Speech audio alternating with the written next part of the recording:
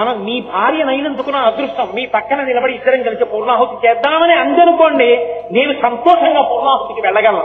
ఎందుకు వచ్చిన దరిద్రం మనకి, ఎందుకంటారు ఇవన్నీ అందనుకోండి, నేనేం చేయగలుగుతాను? కాకపోతే ఒక్కటి మాత్రం వస్తుంది, వైరాగ్యం వస్తుంది. ఏమిట్రా ఈ సంసారం, అది నిలబడే వైరాగ్యం కాదు. కాబట్టి భార్య సహకారం లేకుండా పురుషుడు ధరించాడు. పురుషుడి చెయ్యి అందుకొని కానీ భార్య ధరించలేదు.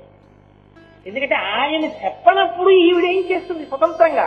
ఈవిడకుంది ఈ దేవుడు దయ్యం ఇవన్నీ నాకొద్దు, కావాలంటే నీకు తెచ్చిస్తాను, నువ్వు వెళ్ళన్నాడు. ఆవిడ చేయగలదా పూర్ణాహుతి?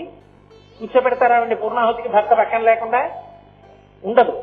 భార్య పక్కన లేకపోయినా రవికిల బట్ట పెట్టుకుని పురుషుడు చెయ్యొచ్చేమో, భర్త గారి పంచ బొడ్డులో పెట్టుకుని ఆరతి చేయడానికి అవకాశం లేదుగా. కాబట్టి సరి అయిన భర్త దొరకకపోతే భార్య ధరించలేదు. ఇది ఇద్దరు ధరించడానికి మార్గం అయింది. ఇప్పుడు ఈ దాంపత్యం అన్నది ఎంత ముఖ్యమై కూర్చుందో చూడండి. అసలు యథార్థంగా మాట్లాడితే పరమ భగవత్పరుడైనటువంటి వ్యక్తిని కట్టుకున్న ఇల్లాలుందే, ఆమె శరీరం ఆయన శరీరం ఒకసారి వదిలిపెడితే ఆమె ఖాతాలోనే పుణ్యం ఎక్కువ ఉంటుంది. ఎందుకంటే ఈయన చేసిన దాంట్లో సగం ఆవిడకి వెళ్ళిపోతూ ఉంటుంది. ఆ పైన ఆవిడ శ్రీరామ అన్న ఫలితం ఆవిడకొక్కడికే పడుతుంది. అందుకే 7 తరాలు చూసి పిల్లనివ్వండి అని ఎందుకంటారు? అలా జీవుణ్ణి ఉద్ధరించేవాడు కావాలి. ఇక్కడ 4 మాటలు హోటల్కి తీసుకెళ్తే వచ్చే ప్రయోజనం ఏంటి? జీవుడు ఏమైపోయినట్టు నశించిపోలా? జీవుడు ఉద్ధరింపబడాలంటే ధర్మమునందు నిలబడే భర్త రావాలి. అలా అమ్మా మీ ఇద్దరు లోకములకు ఆదర్శ దంపతులై ఎన్నో అందించారు తల్లి, మేము కూడా అలా పండాలి. ఆ పండగలిగిన త్యాగభావన మాకు కలగాలి. నమశివాయ నమశివాయ. అందుకని శంకర భగవత్పాదులు దాన్ని ఒకటంగా తీసుకున్నారు. శంకరుల వాంగ్మయం అంటే అలా ఉంటుంది, శంకరుల కవిత్వం అంటే అలా ఉంటుంది. ఒక్క మకుటాన్ని ఆయన తీసుకుంటే, ఒక సంబోధన ఆయన తీసుకుంటే అంత గాంభీర్యం. ఇక నేను నమశివాయ అంటే దాన్ని ఒక్కదాన్నే పట్టుకుంటే ఉపన్యాసం పూర్తి చేయలేను కనుక కనీసం ఒక్క శ్లోకమైనా చెప్దాం అనుకున్నాను. అలా చెప్పగలిగేటటువంటి అవకాశం కనపట్టలేదు. కనీసం నేను ప్రారంభంలో ఉన్నటువంటి మొదటి పాదాన్నైనా అనే ప్రయత్నం చేస్తాను. అందులో ఆయన అంటారు, తల్లి అమ్మవారి యొక్క అయ్యవారి యొక్క స్వరూపాన్ని లోపల ధ్యానంలో చూశారు. మనం ధ్యానంలో చూడలేకపోయినా పైన చూసినట్టు. ఆయన అన్నారు, చాంపేయ గౌరార్థ శరీరకాయై, ప్రారంభం చేస్తూ కర్పూర గౌరార్థ శరీరకాయ ధమ్మిల్లకాయై చ జటాధరాయ నమశివాయై చ నమశివాయ. వాళ్ళిద్దరి రూపాన్ని చూస్తూ శంకర భగవత్పాదులు అంటున్నారు, చాంపేయ గౌరార్థ శరీరకాయై. చంపకము అంటే సంపంగి పువ్వు. సంపంగి పువ్వు ఏ రంగులో ఉంటుందో అటువంటి రంగుతో ఉన్నవో అమ్మా. కర్పూర గౌరార్థ శరీరకాయ, కర్పూరం ఎలా ఉంటుందో అంత తెల్లని శరీరము కలిగినటువంటి ఓ పరమశివ. ధమ్మిల్లకాయైచ, చక్కటి కొప్పు వేసుకున్నటువంటి ఓ అమ్మ. జటాధరాయ, జటలను జటాజూటంగా కట్టుకుని ధరించి ఉన్నటువంటి ఓ పరమశివ. నమశివాయైచ నమశివాయ. ఒకటై రెండుగా కనపడుతున్న మీ ఇద్దరికి శివ శివ స్వరూపమునకు నమస్కారం. ఇందులో మీరు ఒక గమ్మత్తు చూడండి. ఈ శ్లోకాన్ని చూసినప్పుడు ఇద్దరిగా ఒక్కరిని చూపిస్తూ నమస్కరిస్తున్నారు. ఆ ఒక్కరే రెండుగా కనపడుతున్నారు. దంపతులలో ఉండే లక్షణం ఏంటంటే 2 శరీరములుగా నడయాడతారు, కానీ మరొక్కరే అయ్యి ఉంటారు. ఈయన మంగళములు ఆవిడతో, ఆవిడ మంగళములు ఈయనతో ముడిపడిపోతాయి. వారు 2 కాదు. అందుకే కనీసం బాహ్యంలో కూడా దంపతుల మధ్యలో నడవం. ఒకవేళ ఆయనటు ఈవిడిటు నించుంటే బయటికి వెళ్ళవలసి వచ్చింది అనుకోండి, అమ్మా అటు వెళ్ళండి అని ఆయన పక్కకి చేర్చి మనం బయటికి వెడతాం. అంటే ఇద్దరూ ఎప్పుడూ అలా కలిసి ఉంటారు. బయటికి శరీరములు విడివడి ఉన్నా మధ్యలోంచి మనం వెళ్ళాం, పక్కకి చేర్చేస్తాం. అంటే అంతగా కలిసి ఉన్నవారు. అసలు నిజంగా మాట్లాడాలంటే ఆయన అనుగ్రహాన్ని పొందాలంటే ఆవిడ స్తోత్రం చేయాలి, ఆవిడ అనుగ్రహాన్ని పొందాలంటే ఆయన స్తోత్రం చేయాలి. అందుకే శంకరాచార్యుల వారు సౌందర్యలహరి ప్రారంభం చేస్తూ సౌందర్యలహరి అమ్మవారి మీద స్తోత్రం. అమ్మవారిని పొగిడి మొదలుపెట్టలేదు. శివశక్త్యాయుక్తో అంటూ శివశబ్దంతో మొదలుపెట్టారు. ఎందుకని? అయ్యవారి పేరెత్తితే అమ్మవారు భూంగిపోయి తన యొక్క స్వరూపం ఏమిటో శంకరాచార్యుల వారి చేత స్తోత్రం చేయి. ఆయన పేరెత్తకుండా ఆవిడ్నే పొగిడారనుకోండి, ధూర్తుడు ఎవర్రా మహాపతి వ్రతని ఆయన్ని పొగడకపోతే నేను నా స్వరూపం తెలియజేస్తానా అని ఆమె ప్రకటన కాదు. అందుకే ఇప్పటికీ పెద్దలు ఒక మాట చెప్తారు, సౌందర్య లహరి బాగా అర్థం కావాలంటే శివానంద లహరి చదివి సౌందర్య లహరి చదవండి అంటే. ఆమె ఎప్పుడూ పరమశివునికి సంబంధించినటువంటి స్తోత్రములనే వింటూ ఉంటుంది. విపంచాగాయం తే వివిధమపదానం పశుపతే అంటారు శంకరాచార్యులు వారు సౌందర్య లహరిలో. సరస్వతీదేవి వీణ మీద వాయిస్తే అమ్మవారి మీద వైభవాన్ని వాయించదు. పాట పాడుతూ వీణ వాయించేటప్పుడు పరమశివుని యొక్క వైభవాన్ని వర్ణిస్తూ పాట పాడుతుంది. అప్పుడు అమ్మవారు పొంగిపోయి మా ఆయన ఇంత గొప్పవాడని ఇలా కళ్ళు అరమోట్పు కన్నులతో ఇలా ముఖం కదుపుతుంది. ఆ వీణానాదం వింటూ ఇలా కదుపుతుంటే ఆవిడ చెవులకు ఉన్నటువంటి ఆభరణములు ఇలా కదులుతుంటే అద్దాల్లాంటి బుగ్గల్లో ప్రతిబింబాలు పడతాయిట. తాంబూలం ఇచ్చిన తర్వాత అమ్మవారికి ఒకసారి ధ్యానంలో అలా చూస్తారు. వీణానాద నిమీలిత ఘనయనే విప్రస్థ చూళింబరే అని అలా చూడగలిగిన వారికి సరస్వతీ కటాక్షం. కాబట్టి అమ్మవారి తాంబూల చర్మణం అంత గొప్పది. పతివ్రతగా సువాసినికే అధికారం తాంబూలం వేసుకోవడానికి. అందుకే సభర్తృకాన్ని గుర్తు ఏంటంటే మధ్యాహ్నం తాంబూల చర్మణం చేస్తుంది స్త్రీ. అమ్మా మీ ఇద్దరు పైకి అలా రెండుగా ఉన్నారు కానీ మీరు ఒక్కరే. అందుకే ఆయన గురించి ఆవిడ గురించి, ఆయన గురించి ఆవిడ గురించి నమశివాయ నమశివాయ ఇద్దరు కలిపి ఒకటిగా ఉన్నారు. అలా మన దాంపత్యం కూడా ఉండాలి అంటే, మనం కూడా అలా పండాలి అంటే, మన తర్వాత కూడా వాళ్ళల్లా బతకండ్రా అని చెప్పుకోవాలంటే పెళ్ళవగానే నవదంపతుల్ని తీసుకెళ్లి వాళ్ళకి దండం పెట్టించి అక్షతలు వేయించండ్రా అనాలంటే, ఎవరింట్లో ఉన్న బిడ్డ పుట్టగానే ఆవిడ కత్తి విప్పిన చీర పట్టుకొచ్చి వెయ్యండ్రా ఆ పసిపిల్లాడి కింద అనిపించుకోవాలంటే అదిగో ఆ సమం చెయ్యాలి, ఆ స్తోత్రం చెయ్యాలి. వాళ్ళ అనుగ్రహం ఉంటే తప్ప సిద్ధించదు ఆ దాంపత్యం. అందులో ఒక్క మొదటి మాట ఇవాళ ప్రస్తావించి విడిచిపెట్టేస్తాను. చాంపేయ గౌరార్థ శరీరకాయ. శంకరాచార్యుల వారు ప్రారంభం చేస్తూ అమ్మవారి యొక్క బట్ట రంగుని లేదా అమ్మవారి యొక్క రంగుతో మొదలుపెట్టారు. అమ్మా నువ్వు సంపంగి పువ్వు రంగులో ఉన్నావమ్మా. సరే బాగుంది కానండి, మీరు ఇప్పుడే ఏమన్నారు? శివుడి గురించి మాట్లాడితే ఆవిడ సంతోషిస్తుంది అన్నారు కదా. దాంపత్యంలో మొదటి లక్షణం పతివ్రతకి భర్తృస్తోత్రం కదా, ఆయన్ని పొగిడితే కదా సంతోషించాలి. మరి శంకరాచార్యుల వారు అమ్మవారి రంగులు వర్ణిస్తూ ఎందుకు మొదలెట్టారు?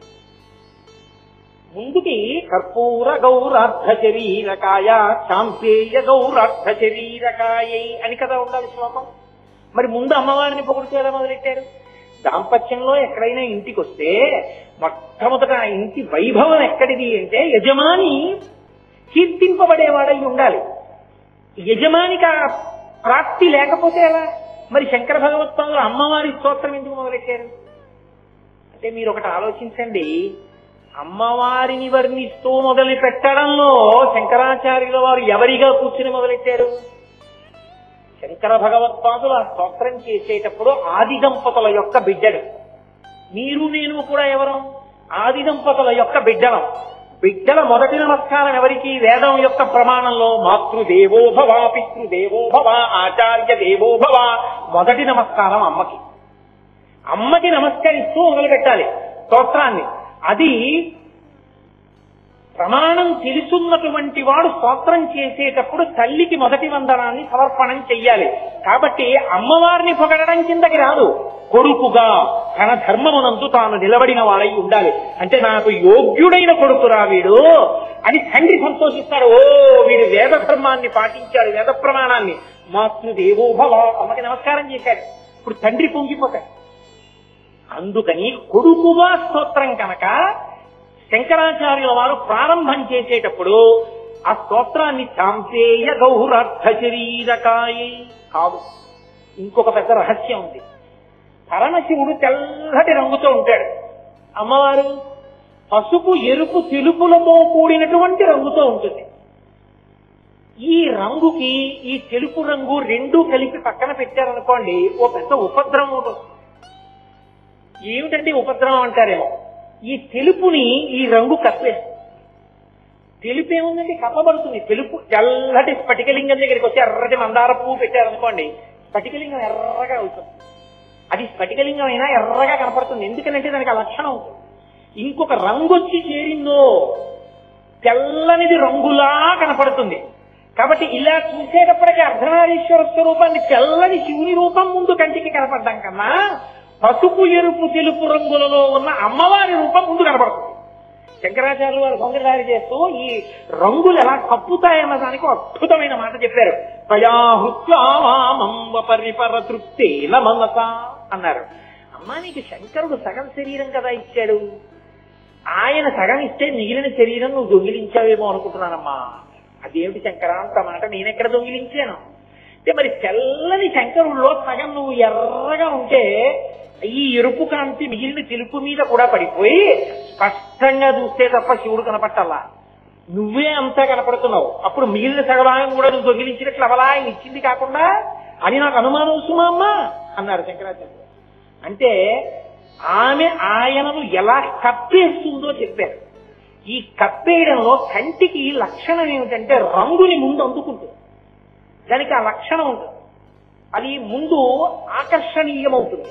అందుకే కంటికి ఉన్నటువంటి లక్షణాన్నే నాయక శబ్దంలోంచి నయన వస్తుంది. ఇది మిగిలిన ఇంద్రియాల్ని లాగుతుంది, నాయకుడిగా నిలబడుతుంది కన్ను. ఏదో నేను ఇలా చూస్తూ అలా చూశాను అనుకోండి, అలా చూసేటప్పటికి ఒక మహాత్ముడు నా కంటికి కనపడ్డాడు అనుకోండి, వెంటనే ఆయన మహాత్ముడు రా అని మనస్సు కడుతుంది. మనస్సు వెంటనే రెండు చేతులు జోడించి ఇలా అంటుంది, అప్పుడు ఇలా అంటే నాయక ముందు కన్ను ఎడుతుంది, వెళ్ళి మిగిలిన ఇంద్రియాలని తీసుకెడుతుంది. అందుకని నయన ఎప్పుడైతే ముందు కన్ను రంగు అందుకుందో ఆ రంగునే స్వప్నం చేసేస్తుంది నాలుక. అప్ప జగజ్జనని మా అమ్మ అనగానే వెంటనే నోటి వెంట ఆయనకి కాంపేయ గౌరర్థ శరీరకాయై అని, మా అమ్మ ఉంటే మా నాన్నగారు ఉంటారే పక్కనే, వారు ఉండురులు ఒకరినొకరు విడిచి ఉండరే అది కొంచెం అలా చూస్తే వెంటనే ఆయన తెల్లగా, అప్పుడు వెంటనే మళ్ళీ కర్పూర గౌరర్థ శరీరకాయ. ఇది అనుష్ఠానమునందు ధ్యానంలో చూసినప్పుడు మొట్టమొదట అమ్మవారి రంగు ఎలా కనపడుతుందో చెప్పడం కాదు, దాంపత్యపరంగా కీర్తనం చేసినప్పుడు అమ్మవారు అయ్యవారిని ఎంత కప్పిదాచుకుంటుందో చెప్పడం. కామాక్షి అని మనకి కంచిలో అమ్మవారు ఉంటుంది. ఆ కామాక్షి ఉన్నటువంటి క్షేత్రంలో కాంచీపురంలో శివలింగానికి ఒక్కదానికే ఒక లక్షణం ఉంటుంది, కుచకంకణముద్రితం అంటారు. అక్కడ ఉన్న సైకత లింగాన్ని అమ్మవారు కౌగిలించేసుకుంది. కౌగిలించేసుకుని అసలు ఇంకా శివలింగం కనపడకుండా ఇలా దాచేసుకుంది. ఎంత గట్టిగా కౌగిలించేసుకుందంటే ఆవిడ కంకణములు, చేతికి ఉన్నటువంటి కంకణములు వెళ్లి ఇసుకలింగం మీద ముద్రపడిపోయి, ఆవిడ స్తనములకు ఉన్నటువంటి కుచములు వెళ్లి ముద్రపడిపోయి, అంత గట్టిగా కౌగిలించేసుకుని దాచేసింది శివలింగాన్ని. ఎందుకు దాచేసింది అంటే పరమశివుడే ఆవిడ భక్తిని పరీక్షించడానికి. అదేమిటంటే అలా పరీక్షిస్తాడా అనుకోకండి, లోకానికి తిరిగి చెప్పడానికి. అది రెండో మాట అవుతుంది. నదిని ప్రవహింపజేశాడు వరదతోటి, నది వస్తుంది సైకత లింగం. అందుకే ఇప్పటికీ కంచిలో ఉన్న ఏకాంబరేశ్వర లింగానికి నీటితో అభిషేకం లేదు, పురుగు నూనెతోటే అభిషేకం చేస్తారు. అది సైకత లింగం, ఇసుకతో చేయబడినటువంటి లింగం. అమ్మవారు తను కొట్టుకుపోతానేమో అనుకోలేదు, శివలింగం కొట్టుకుపోతుందేమో, మా ఆయనకి ఏమైనా అవుతుందేమో అని. శివలింగం అంటే శివుడే, అయ్యో బాబోయ్ మా ఆయనకి ఏమైనా అవుతుందేమో అని గట్టిగా కౌగిలించేస్తుంది. ఆమె చేతి కంకణ ముద్రలు, కుచముల ముద్రలు శివలింగం మీద పడి ఉన్నాయి. అందుకే ఏకాంబ్రనాథుడికి నమస్కారం చేస్తే అలాగే చేస్తారు, లింగం ఏకాంబ్రనాథస్య అని. ఆమె పరమశివుణ్ణి అలా కప్పి దాచేసుకుంటుంది. అంటే ఇది ఎలా ఉంటుంది అంటే, మీరు ఇక్కడ కాదు కానీ అటు మన గోకర్ణ క్షేత్రం నుంచి ప్రత్యేకంగా ఉడిపి క్షేత్రం వైపుకి, మూకాంబిక అటు వైపు వస్తున్నప్పుడు ఆ పక్కన చెట్లు ఉంటాయి, పెద్ద పెద్ద చెట్లు. ఆ చెట్టు ఏం చెట్టు అని మీరు తెలుసుకోవాలనుకున్నారు అనుకోండి, మీరు కారు దిగి ఒక గడి ఆగి బాగా చూడాలి. ఎందుచేత అంటే ఆ చెట్టు ఏమిటో తెలియదు మీకు. కారణం లత చెట్టంతా అల్లేసుకుంటుంది. ఈ చెట్టంతా అల్లేసుకునేటటువంటి లత యొక్క స్వరూపం ఎలా ఉంటుందంటే, ఎవరో కనురాపు తగిలేటటువంటి వాళ్ళు, అలా చూసే లక్షణం ఉన్నవాళ్ళు భర్త ఏదో ఉత్తరీయం ఒకటి వేసుకుని కూర్చునుండగా అలా చూస్తున్నారు అనుకోండి, ఎక్కడ ఆయనకి దృష్టి తగిలేస్తుందో అని అవసరం ఉన్నా లేకపోయినా ఉతినే పవిట దులుపుకుంటున్నట్టుగా పవిట జాపి భర్తని దాచేసుకున్న అనువర్తించగలిగినటువంటి ప్రేమ కలిగిన భార్యలా తీగలు చెట్టుని కప్పేస్తాయి. కామాక్షి మహాకామేశ్వరుణ్ణి కళ్ళల్లో పెట్టుకుని దాచుకుంది. చూడండి, కళ్ళల్లో పెట్టుకుని చూసుకుంటుందండి ఆవిడ అంటారు. కళ్ళల్లో పెట్టుకుందంటే తీసేసి కంట్లో పెట్టుకుంటారనా? కళ్ళల్లో పెట్టుకు చూడటం అంటే ఆవిడ ఏది చేస్తున్నా ఏది మాట్లాడుతున్నా భర్త గురించి ఆలోచిస్తూ ఉంటుంది. కామాక్షి స్వరూపమునకున్న లక్షణం అది. అందుకే మహా ఇల్లాలు నా తల్లి. అటువంటి తల్లి కనుక ఆమె ప్రేమ చేత కప్పింది. ఆవిడ అనుగ్రహిస్తే తప్ప ఆయన కనపడ, ఆయనే కనబడితే ఆయన ఎందులో లయమైపోయి ఉంది. ఆమె లలితా సహస్రనామ స్తోత్రంలో అందుకే ఒక మాట అంటారు, శివశక్త్యైక్యరూపిణి లలితాంబిక. ఆమె మాయాస్వరూపిణి అయి అవనికై దిగిపోతుంది. శివుడు కనపడడు. ఆమె తెర పైకెత్తితే వెనకనున్న శివుడు కనపడతాడు. అందుకే శంకరాచార్యులు వారు సౌందర్యలహరి చేస్తూ ఈ లోకాన్నంతటినీ కూడా భ్రమయతి పరబ్రహ్మ మహిషి అంటారు. ఆమె మహామాయా విశ్వం భ్రమయతి పరబ్రహ్మ మహిషి. మహామాయాస్వరూపిణి అయి నామరూపముల ఎందు తిప్పుతుంది. ఆవిడ కాని అనుగ్రహించిందా? అంతటా శివుడు కనపడతాడు. ఈ కనపడగలిగిన స్థితి ఆవిడ అనుగ్రహంతో కాని కలగదు. కాబట్టి మనకి శివుడు కూడా కనపడేటట్టు అనుగ్రహించమ్మా. అందుకని ఉపాసన పరంగా శివదర్శనం కలగాలంటే ఆవిడ అనుగ్రహంతోనే కలగాలి. జ్ఞాన సంబంధరని దక్షిణ దేశంలో 63 మంది నాయనార్లలో అగ్రస్థానం అలంకరించిన వారు. వయసు చేత జ్ఞానము చేత జ్ఞాన సంబంధం. ఆ జ్ఞాన సంబంధం అంత గొప్పవారు అవడానికి కారణం శీర్గాళి అని ఒక క్షేత్రం. అక్కడ మంటపంలో కూర్చున్నాడు తండ్రి గారు. సంధ్యావందనానికి వేళయింది. ఆ కోనేట్లో ములిగి ఆయన స్నానం చేసి అర్ఘ్యం ఇవ్వడం కోసమని కొడుకుని అక్కడ కూర్చున్నపెట్టి వెడుతుంటే కొడుకు ఏడిచాడు, నానా నానా నానా అని. వీడు గబగబా మెట్లు దిగి వచ్చేస్తాడేమో, పడిపోతాడని చెప్పి తండ్రి అన్నాడు, ఉరే భయపడకరా, ఎవరు భయపడినా ఈ లోకంలో రక్షించే తల్లిదండ్రులు యథార్థమునకు వాళ్ళు అని గోడ కూర్చుంచాడు. అదిగో చూసావా పార్వతీ పరమేశ్వరులు, నువ్వు నన్ను నాన్న అంటున్నావు, నేను ఆయన్నే నాన్న అంటాను. నీకైనా నాకైనా నిజానికి ఆయనే నాన్న, ఆవిడే అమ్మ. నీకేమైనా భయం వేస్తే గోడ వంక చూసి వాళ్ళని పిలవరా అన్నాడు. తండ్రి మాట పిల్లాడికి హత్తుకుంది. తండ్రి వెళ్ళిపోయాడు. కొడుకు చూస్తున్నాడు అలా. కోనేటి దగ్గరికి వెళ్ళి తండ్రి ములిగాడు. అమ్మ బాబోయ్ నాన్నగారు నీళ్లలో మునిగిపోయారని భయపడి కొడుక్కి గుర్తొచ్చింది, పిలవమన్నాడుగా. గోడ వంక తిరిగి అమ్మా నాన్న అమ్మా నాన్న అని పిలిచాడు. పిలిచేటప్పటికి పరమశివుడు అన్నాడు, మనకైతే గోడ మీద బొమ్మ, ఆయనకైతే గుండెల్లో అమ్మ. శివుడు అన్నాడు, పిలుస్తున్నాడు అమ్మా నాన్న అమ్మా నాన్న అని, చూస్తానే ఎక్కువ నది వాహనం పెడదాం అన్నాడు. చెంగునెక్కి కూర్చున్నాడు. గబగబా వచ్చాడు మంటపంలోకి. అక్కడ వదిలేసి నందిని పైకి వచ్చి గబగబా ఒళ్ళో కూర్చోబెట్టుకున్నాడు. నాన్న నాన్న నాన్న నాన్న అంటున్నాడు వాడు. ఆయన అన్నాడు, వీడు ఏడుస్తున్నాడు పార్వతి, పిల్లలు ఏడిస్తే ఏం చేస్తారు తల్లులు? పాలిస్తారు, పాలి వాడిని హోదాచ్చు అన్నాడు. ఏమిటో తేలిగ్గా చెప్పేస్తున్నారు, నా స్థనమును కాని తాగాడో మీరు తెలిసిపోతారు. శివుడు అర్థమైపోతాడు, నా పాలు తాగితే ఇమ్మంటారా అంది. నేను అర్థం అవుతానో ఏమో, పిలిచాడు అమ్మా నాన్న అని ఇచ్చేసేయండి. ఆవిడ ఒళ్ళో పడుకోబెట్టుకుని సంజయం ఇచ్చేసింది. ఇవ్వగానే తండ్రి సంధ్యావనం పూర్తి చేసుకుని వచ్చాడు. వీళ్ళు అంతర్ధానమై మళ్ళీ వెళ్ళారు. ఆయన చూశాడు, పిల్లాడి నోటికి పాల నురుగు పాలు ఉన్నాయి. ధూర్తురా ఎవరి పాలు తాగేవరా? ఆ పిల్లాడు మాట్లాడలేదు. ఆ మూతి తుడిచేసి ఆ పిల్లాడిని ఎత్తుకుని గుళ్ళో పెడుతున్నాడు. వాడి 2 చేతులు ఇలా కదుపుతూ పత్తికాలు అంటారు తమిళ దేశంలో. వాడు పరమశివుడి మీద స్తోత్రాలు పత్తికాలు కాంటం మొదలుపెట్టాడు. ఆ చిన్ని పిల్లవాని యొక్క చేతులు కందిపోతాయేమో అని పార్వతీ పరమేశ్వరులు పైనుంచి తాళాలు కిందకి విడిచిపెట్టారు. ఆ తాళాలు వాయిస్తూ ఉన్నంత కాలం జ్ఞాన సంబంధాలు అవి వాయిస్తూనే పత్తికాలు పాడేవారు. అమ్మవారి సన్యమును తాగినంత మాత్రం చేత ఇదే సౌందర్యాల్లో ద్రవిడ శిశువు అంటారు శంకరాచార్యులు వారు. జ్ఞాన సంబంధ శివదర్శనాన్ని పొందగలిగారు. అమ్మ అనుగ్రహంతో అయ్యే దర్శనం అవుతారు. ఆవిడ అనుగ్రహించాలి. మహామాయా స్వరూపిణి అయిన తల్లి ఉద్ధరిస్తే శివుడు అర్థం అవుతాడు, సత్యం తెలుస్తుంది. జగత్తు నుండి జగదీశ్వరుడు తెలుస్తాడు. విశ్వములో విశ్వనాథుడు అర్థం అవుతాడు. విశ్వమునందు విష్ణు అర్థం అవుతాడు. దానికి ఆమె కారకం కావాలి, ఆవిడ అనుగ్రహం ఉండాలి. అందుకనమ్మా మొదటి నమస్కారం.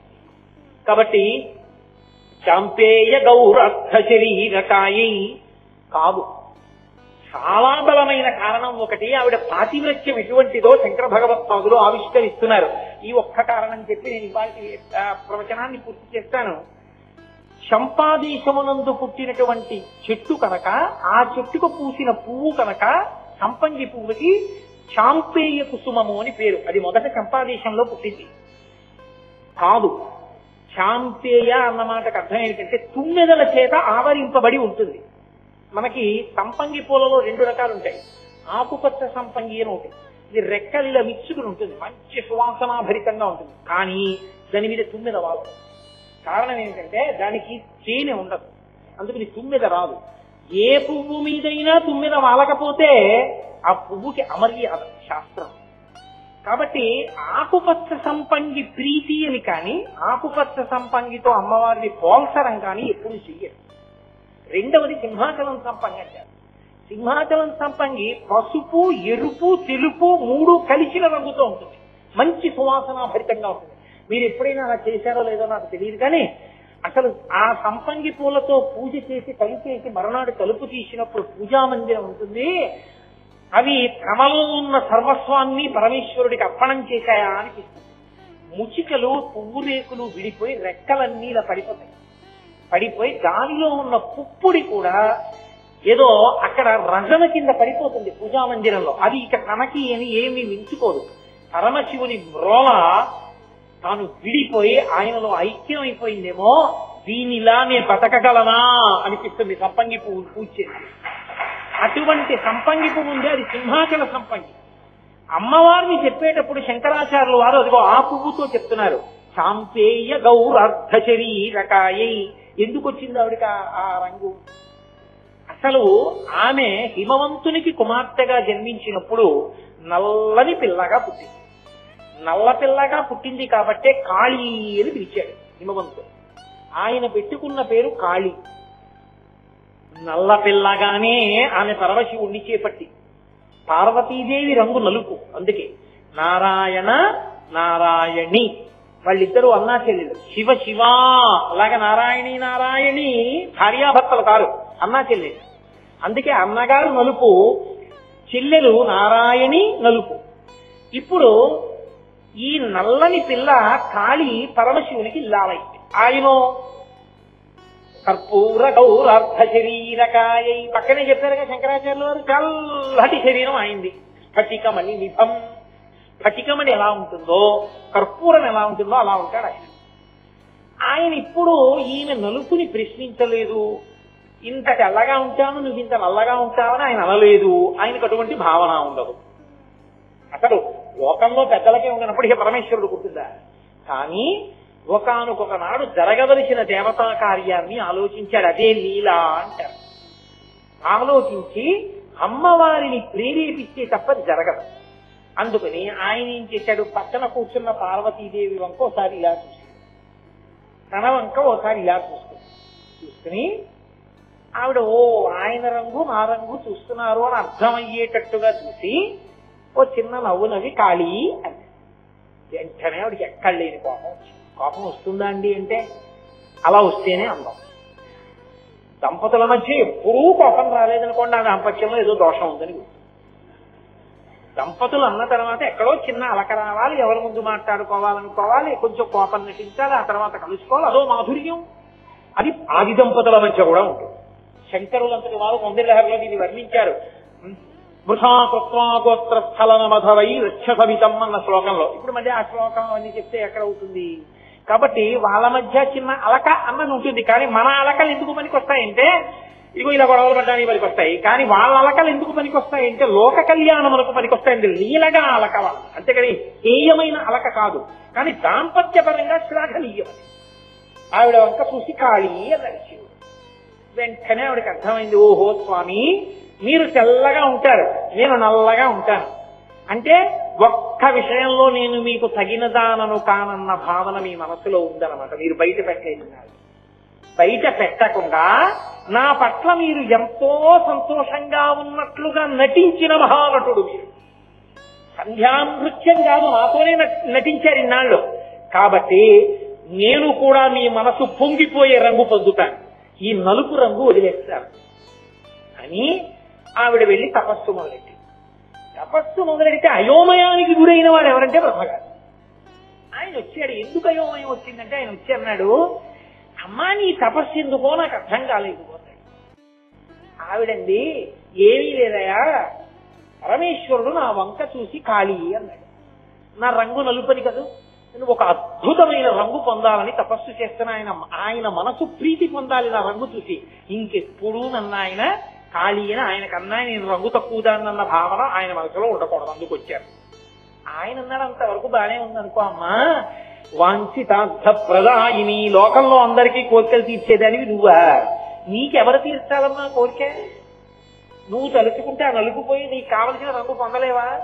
మరి ఎవరి గురించి తపస్సు చేసి ఎవరి అనుగ్రహంతో నువ్వు రంగు మార్చుకోవాలనుకుంటున్నావు? తల్లి నేను ఒక్క మాట చెప్తాను, చెయ్యి. ఏం చేయమంటావు? నీకు నలుపు మీద కదా విరక్తి వచ్చింది, ఇప్పుడు నీ నలుపుతనాన్ని అంతటినీ వదిలిపెట్టు. నీ శరీరంలో ఉన్న నలుపు రంగునంతటినీ కూడా నేను వేరొక శరీరానికి ఇస్తాను. నీలోంచి వచ్చినటువంటి ప్రతిబింబ స్వరూపమైనటువంటి వేరొక శరీరానికి. ఇప్పుడు ఈ నల్లటి పిల్ల దేనికి పనికి రావాలంటే నువ్వు ఆయన ఇల్లాలివి, కానీ నీలోంచే విడిచిపెట్టబడిన నల్ల రంగుతో కూడుకున్న పిల్ల కన్యక. ఆమెకి ఇంకా పెళ్లి కాలేదు. ఆ కన్యక కాళి రూపంలో నల్లగా ఉన్న ఆ పిల్ల శుభ విశుభుల్ని చంపాలి. అందుకునమ్మా కన్యక చేతిలో చచ్చిపోతానన్నాడు కాబట్టి ఆ నలుపు రంగు వదిలిపెట్టు అన్నాడు. ఆమె నలుపు రంగు వదిలిపెట్టు. ఆ నలుపు రంగు శరీరాన్ని పొంది వేరొక అమ్మవారిలోంచే వచ్చిన వేరొక శరీరాన్ని పొంది నల్ల పిల్లగా కాళీ అన్న పేరుతో వచ్చి అక్కడ నిలబడితే, కాళీ అమ్మవారికి ఉన్న మొదటి నామం కనుక బ్రహ్మగారి ఇప్పుడు ఆ పిల్లకి కౌశికి అని పేరిట్టే పెట్టి సింహవాహనాన్ని సమకూరిస్తే ఆ పిల్ల వెళ్లి శుంభనిశుంభుల్ని పరిమార్చింది. అంటే రాక్షస సంహారము కొరకు భూత భవిష్యత్ వర్తమాన కాలములు తెలుసున్నటువంటి పరమశివుడు ఆడినటువంటి నాటకం కాళీ అని. అమ్మవారి వలన ప్రయోజన సిద్ధి పొందాలంట. అమ్మవారు మాత్రం అయ్యవారితో ఆనుకూల్యత ఎందుకు కించిత్ తేడా వచ్చినా ఆవిడ ఒప్పుకోదు. ఆవిడ పాతివృత్యం అటువంటిది, అన్ని విధాలా మా ఆయనకి తగిన దానం అవ్వాలి. ఇప్పుడు ఆవిడ అనుకుంది, లలిత ఎరుపు రంగులో ఉంటాను, ఎరుపు రంగులో ఉంటాను, నల్లగా కాళీ ఉంటారు. మా ఆయన నల్లగా ఉన్నందుకు కదా నన్ను అలా అన్నారు.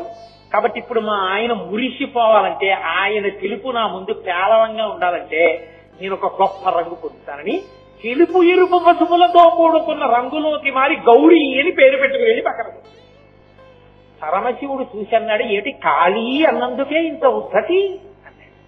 ఆవిడంది, ఏమో మీరు ఎందుకన్నా ఇలా చూసుకుని ఇలా చూసి కాళీ అంటే నేను భరించలేకపోయాను. దాంపత్యంలో ఆ పాటి నీకు తగిన దానను కానన్న మాట కూడా నేను భరించలేకపోయాను. అందుకే ఇప్పటికీ ఆడపిల్ల పెళ్లి చేసే ముందు గౌరీ తపస్సు చేయిస్తారు. గౌరీ పూజ చేయించడానికి కారణం ఏంటంటే అమ్మవారికి షోడశోపచారాలతో శ్రద్ధగా పూజ చేసి వీడియో మీద పిచ్చితో ఇటు తిప్పి పూజ చేయకూడదు. అమ్మవారిని పూజ చేసి, అమ్మా మీరు ఆది దంపతులే, నిన్నొక్కసారి కాళీ అంటేనే నీకంత కోపం వచ్చిందే, అమ్మా నేను గృహస్థాశ్రమంలో పెడుతున్నాను, నా సంతోషం అంతా ఆయనతోటిదే కదా, నా అదృష్టమే నువ్వు దొరకడం అని ఆయన అన్నప్పుడు కదూ నా మనసుకి ఆనందం. దానికి మాలిందని అంటే నాకు ఎంత బాధగా ఉంటుందమ్మా.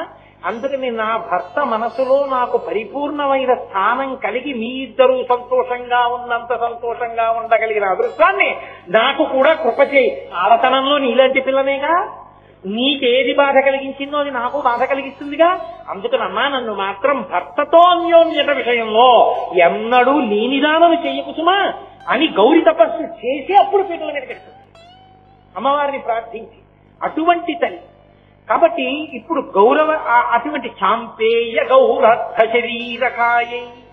అమ్మా నీ భర్త ఒక లీల చేసి రాక్షస సంహారము కొరకు లోకరక్షణ కొరకు నీలోంచి కౌశికీ రూపాన్ని ఆవిష్కరింపచేసినవాడు. నువ్వు నీ భర్త యొక్క ప్రీతి కొరకు పసుపు ఎరుపు తెలుపు రంగులతో ఉన్నటువంటి సంపంగి పువ్వు యొక్క రంగుని పొందినటువంటి దానివి. తుమ్మెదలు ఎప్పుడూ గుమిగూడి ఉంటాయి సంపంగి పువ్వు మీద. సింహాచలం సంపంగి తోటల్లోకి మీరు ఎప్పుడైనా వెళ్లారో లేదో నాకు తెలియదు. తుమ్మెదల రొద వినపడుతూ ఉంటుంది అక్కడ. ఎన్ని తుమ్మెదలు తిరుగుతాయో సంపంగి తోటల్లో. రాసుపావులు కూడా తిరుగుతుంటాయి. పరమేశ్వరుని యొక్క చూపులే ఆ తుమ్మెదల బారులు, అమ్మవారి యొక్క ముఖమే ఆ సంపంగి పువ్వు. ఆయనని మహాకామేశ్వరుడిగా నిలబెట్టగలిగిన అందమావిడిది కనుకనే, ఆ పాతివ్రత్యం అటువంటిది కనుకనే కాముణ్ణి కాల్చిన వాడిని తీసుకొచ్చి పక్కన కూర్చోబెట్టుకుని తాళి కట్టించుకుని కామీత బద్ధమాంగల్య సూత్ర శోభిత కంధరా అని పిలుచుకుంది. అమ్మా అంతటి పతివ్రతవమ్మా, అటువంటి తల్లికి నేను కొడుకునవడం నా అదృష్టం. అందుకని మొదటి నమస్కారం నీకేనమ్మా. అందుకని చాంపేయ గౌరర్థ శరీరకాయ. కర్పూర గౌరర్ధ శరీరకాయ. ఇవాళ అమ్మ అయ్యా సంతోషం పొందారు కాబట్టి అయ్యవారి తెలిపేమిటో రేపటి రోజున విందురుగారు. రేపు సాయంకాలం 6:30 ఖచ్చితంగా ప్రారంభం చేస్తాను. ఇక ప్రారంభోపన్యాసాలు పరిచయాలు అవి ఏమీ ఉండవు. చిన్నగా వీరికి మీదకి రావడం, ఉపన్యాసం మొదలు.